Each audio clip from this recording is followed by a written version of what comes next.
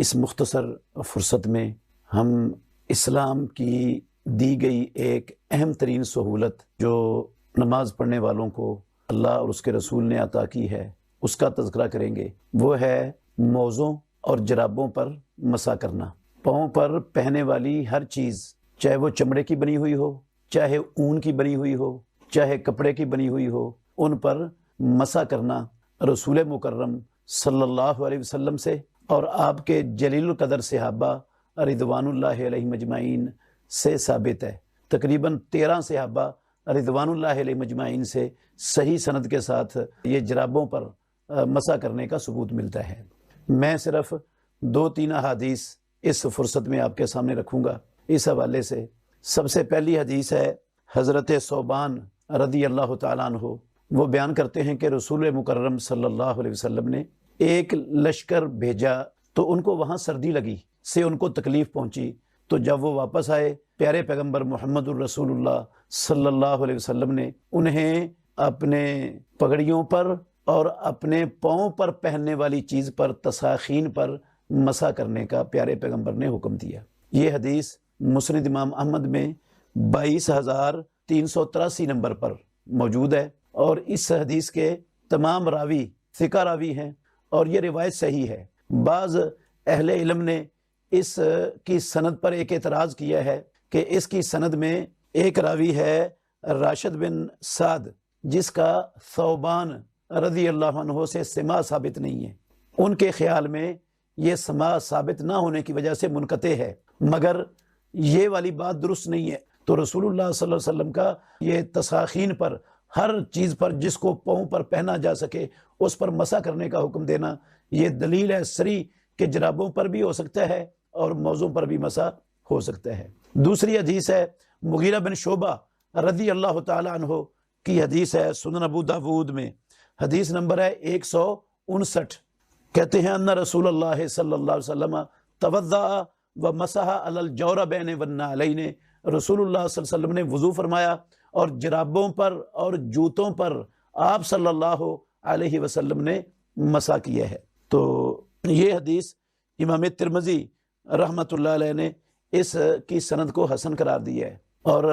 علامہ ملا علی قاری انہوں نے مشکات کی شرح المرقات میں بھی اس حدیث کے صحیح ہونے کی طرف اشارہ کیا ہے۔ تیسری ایک روایت ہے ازرق بن قیس، وہ کہتے ہیں کہ میں انس بن مالک رضی اللہ عنہ رسول اللہ صلی اللہ علیہ وسلم کے خاص خادم، 10 سال تک محمد الرسول اللہ صلی اللہ علیہ وسلم کی خدمت کا شرف مالک الملک نے جس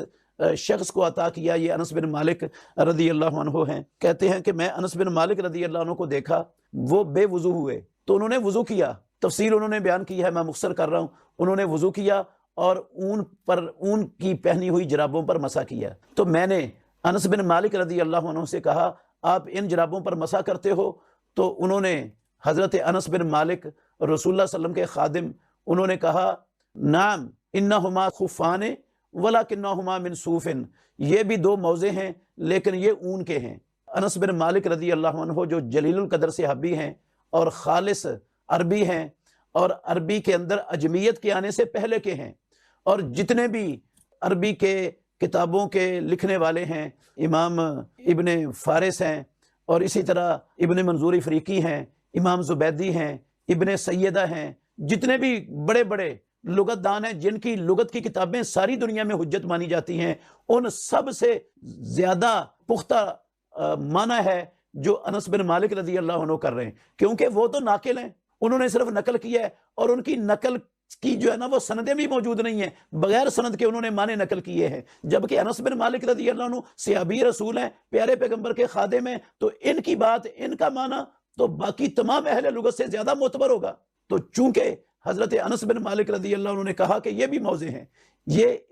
ان الفاظ سے انہوں نے اس شبہ کی جڑ ہی کاٹ کے رکھ دی کہ اکثر طور پر جو موزے تھے وہ چمڑے کے بنے ہوتے تھے، تو کوئی بندہ یہ نہ سمجھے کہ موزے ہوتے ہی صرف چمڑے کے ہیں، تو جو بھی پاؤں پر پہنا جا سکتا ہے پاؤں کو سردی وغیرہ سے بچانے کے لیے، اس کو خف عربی زبان میں کہا جا سکتا ہے۔ یہ معنی خود انس بن مالک کر رہے ہیں۔ اس کے علاوہ امام ابو حنیفہ رحمۃ اللہ علیہ